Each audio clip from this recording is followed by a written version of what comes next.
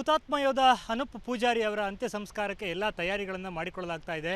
ಅವರು ಬಾಳಿ ಬದುಕಿದ ಬೀಜಾಡಿ ಗ್ರಾಮ ಕಡಲ ತೀರದಲ್ಲಿರುವ ಒಂದು ಬಹಳ ವಿಹಂಗಮವಾದ ಪ್ರದೇಶ ಕೂಡ ಹೌದು. ಬಹಳ ಇಷ್ಟಪಡ್ತಾ ಇದ್ದ ಜಾಗ ಇದು. ನಾವು ನೋಡ್ಬೋದು ಈ ಬೀಚ್ ಏನಿದೆ ಇದು ಅನೂಪ್ ಬಹಳ ಇಷ್ಟಪಡ್ತಾ ಇದ್ದ ಜಾಗ. ಸೊ ಅವರು ಇಷ್ಟಪಡ್ತಾ ಇದ್ದ ಜಾಗದಲ್ಲೇ ಅವರ ಒಂದು ಅಂತಿಮ ಸಂಸ್ಕಾರ ಮಾಡುವುದಕ್ಕೆ ಊರಿನವರು ಎಲ್ಲ ಸಿದ್ಧತೆಗಳನ್ನು ಮಾಡಿಕೊಂಡಿದ್ದಾರೆ ಅನ್ನುವಂಥದ್ದು. ಇಡೀ ಊರಿನ ಮಗನಾಗಿ ಬೆಳೆದಂಥ ಹುಡುಗ ಅನೂಪ್ ಇಲ್ಲೇ ವಿದ್ಯಾಭ್ಯಾಸವನ್ನು ಮಾಡಿ ತಾನು ವಿದ್ಯಾಭ್ಯಾಸ ಮಾಡುವ ಸಂದರ್ಭದಲ್ಲೇ ಸೇನೆಗೆ ಸೇರಬೇಕು ಅನ್ನುವಂಥ ಒಂದು ವಿಚಾರವನ್ನು ಇಟ್ಟುಕೊಂಡವರು. NCCಯಲ್ಲಿ ಭಾಳ ಸಕ್ರಿಯವಾಗಿ ಇದ್ದ ಕಾರಣ ಅದರಿಂದಲೇ ಪ್ರೇರಣೆಯನ್ನು ಪಡ್ಕೊಂಡು ಮುಂದಿನ ದಿನಗಳಲ್ಲಿ ಸೈನ್ಯಕ್ಕೆ ಸೇರ್ತೇನೆ ಅನ್ನುವಂಥ ಮಾತುಗಳನ್ನು ಹೇಳ್ತಾ ಇದ್ದರು ಅನ್ನುವಂಥದ್ದು.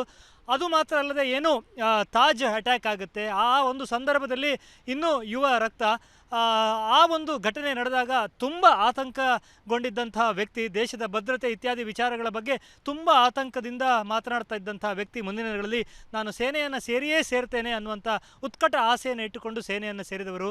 ಸೊ ಇಡೀ ಊರು ಈ ಒಂದು ಸಾವಿಗೆ ಮಮ್ಮಲ ಮರಗ್ತಾ ಇರುವಂಥ ಸಂದರ್ಭ.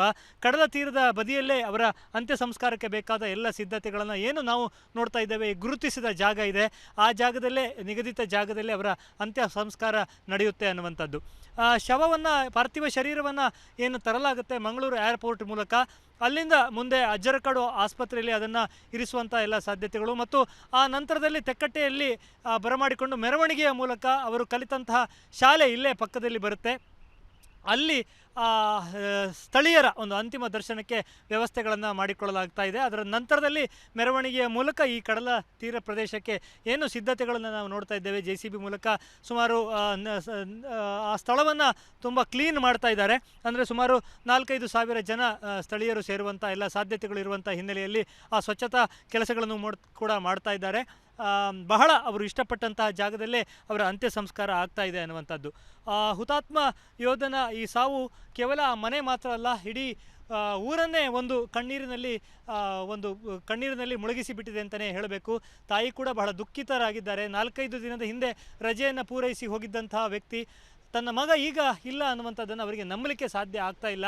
ಆ ಸಾವಿನಲ್ಲೂ ಅವರು ಆ ಸಾವಿನ ಬಗ್ಗೆ ಇರುವಂತಹ ಹೆಮ್ಮೆಯನ್ನು ಅಷ್ಟೇ ಒಂದು ಬಹಳ ದೃಢವಾಗಿ ಆ ಮನೆಯವರು, ಅವರ ತಾಯಿ ಇರ್ಬೋದು, ಅಕ್ಕ ಇರ್ಬೋದು, ತನ್ನ ಮಗನ ಸಾವಿನ ದುಃಖದ ನಡುವೆಯೂ ಕೂಡ ಹೆಮ್ಮೆಯ ಮಾತುಗಳನ್ನು ಆಡ್ತಾ ಇದ್ದಾರೆ. ಇಡೀ ಊರಿಗೆ ಈ ಸಾವು ಸ್ಫೂರ್ತಿ ಆಗಲಿ ಅನ್ನುವಂಥ, ಇನ್ನಷ್ಟು ಯೋಧರಾಗಲಿ, ಇನ್ನಷ್ಟು ಯುವಕರು ಮಿಲಿಟರಿಯನ್ನು ಸೇರಲಿ ಅನ್ನುವಂಥ ಮಾತನ್ನು ಸ್ಥಳೀಯರು ಕೂಡ ಆಡ್ತಾ ಇದ್ದಾರೆ. ಸಾಕಷ್ಟು ಮಂದಿ ಸೇರಿ ಈ ಒಂದು ಅಂತ್ಯ ಸಂಸ್ಕಾರವನ್ನು ಅದರಲ್ಲಿ ಭಾಗಿಯಾಗುವ ಮೂಲಕ ಅಂತಿಮ ನಮನವನ್ನು ಸಲ್ಲಿಸುವುದಕ್ಕೆ ತಯಾರಿಗಳನ್ನು ಮಾಡಿಕೊಂಡಿದ್ದಾರೆ. ಉಡುಪಿಯಿಂದ ಕ್ಯಾಮ್ರಾಮನ್ ಹರೀಶ್ ಜೊತೆಗೆ ಶಶಿಧರ ಮಾಸ್ತಿಬೈಲು, ಏಷ್ಯಾನೆಟ್ ಸುವರ್ಣ ನ್ಯೂಸ್.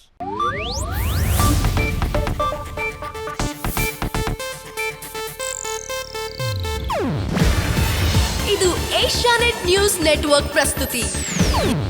ನೀವು ನೋಡ್ತಿದ್ದೀರಾ ಏಷ್ಯಾನೆಟ್ ಸುವರ್ಣ ನ್ಯೂಸ್.